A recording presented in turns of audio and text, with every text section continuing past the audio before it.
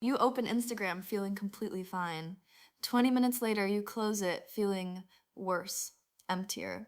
Like everyone else got the memo on life and you didn't. Here's the strange part. That feeling isn't random. It's not even really about Instagram. It's a 200,000-year-old survival mechanism misfiring in a world it was never built for. Same brain, different battlefield. And tonight, we're going to take that brain apart and see exactly why it can't stop comparing. Think of your self-esteem like a bucket of water. Every time you scroll, hundreds of strangers reach in and take a small scoop.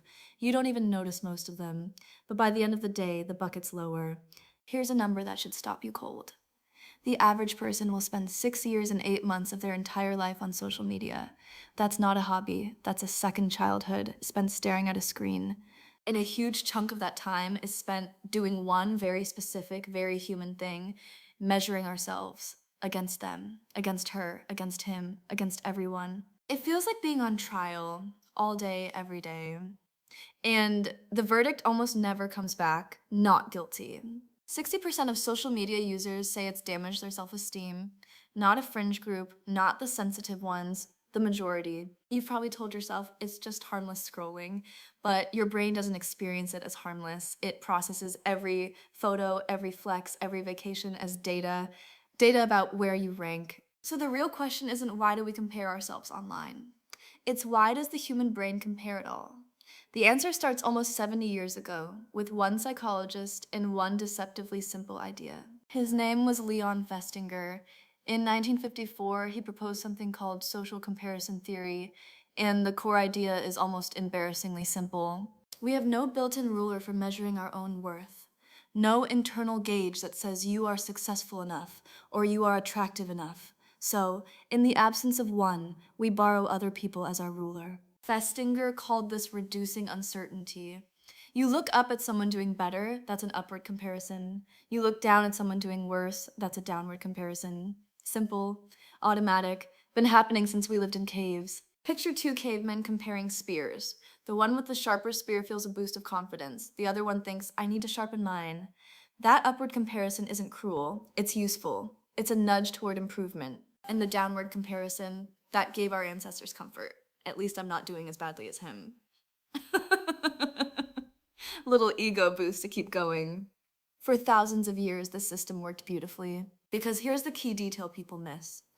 For most of human history, you only ever compared yourself to the 50, maybe 100 people in your tribe. That's the whole comparison pool, 50 people. Now fast forward to today, that comparison pool didn't grow to a few hundred, it exploded to hundreds of millions, same ancient software, a billion times more data to process. Social comparison used to be a small campfire, something that kept us warm, motivated, in check. Social media didn't build a new fire. It poured gasoline on the one we already had. And that inferno has a name. It's called the highlight reel effect. Let's talk about why it might be the single most unfair trick your brain falls for every single day. Here's the trick. On the left, what gets posted? A perfect cake sprinkled with sparkle emojis. On the right, what actually happened? Flour on the ceiling, 3 burnt cakes in the bin, a very tired human being. Nobody posts the burnt cakes. So when you scroll, you're not comparing your real life to someone else's real life. You're comparing your behind the scenes to their highlight reel. And the highlight reel is always a tiny slice, the proudest photo, the best angle, the one good moment out of 100 forgettable ones. It's not lying exactly, it's just incomplete, dangerously incomplete. Do the math on this. Follow 600 people, and each one posts just a single win this week. That's 600 highlights flooding your feed against your one ordinary, complicated life. 600 to 1. That's not a fair fight. That's not even a fight. It's a landslide, dressed up as normal Tuesday scrolling. And here's what makes it addictive, rather than just sad. Every time someone likes your post, or you catch a glimpse of someone else's win, your brain releases a little hit of dopamine, the chemical of more please. Psychologists compare this to a slot machine. You never know when the next validating comment is coming. That unpredictability is exactly what makes you check your phone again and again and again. A University of Michigan researcher named Ethan Kross tracked this for real. The more people used Facebook over time, the worse they actually felt. His conclusion was blunt: it undermines well-being, even while promising connection. There's a name for that specific ache too: FOMO, fear of missing out. You're not just comparing achievements anymore. You're comparing your quiet Tuesday night to everyone else's highlight reel Saturday. And none of this is an accident. These platforms are built by extremely smart people with one job: keep your attention as long as possible. An algorithm doesn't care if a post makes you feel inspired or inadequate. It only cares if you keep scrolling. Envy keeps you scrolling. Comparison keeps you scrolling. So the algorithm quietly learns to feed you exactly the content most likely to make you compare yourself. Not because it's evil, because it works. So here's the uncomfortable truth. Social media isn't the root cause of your comparison spiral. It's the accelerant. The root cause was already living inside you since the caves. Here's where it gets genuinely surprising. Comparison itself isn't the villain. Upward comparison, done right, is one of the most powerful motivators known to psychology. See someone who runs faster than you and think, if they can do it, so can I. That's upward comparison working exactly as designed. It's a map, a here's what's possible signal. But shift the emotion just slightly, from inspired to inferior, and the exact same comparison becomes demoralizing instead. Same information, opposite effect. The difference isn't the comparison, it's the story you tell about it. And online, the odds are stacked toward the dead end, because you're never just comparing yourself to one runner ahead of you.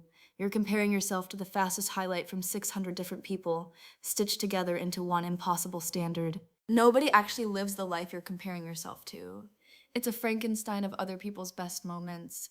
A body from one account, a relationship from another, a paycheck from a third.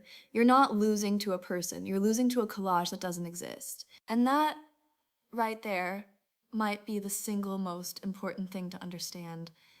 The competition you feel like you're losing was never real in the first place. So let's rewind all the way back.